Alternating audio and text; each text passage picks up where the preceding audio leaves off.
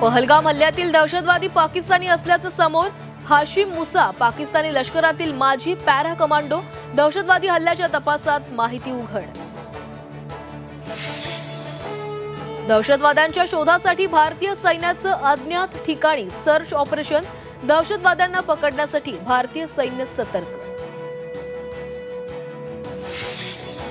भारताचा पाकिस्तानला आणखी एक दणका।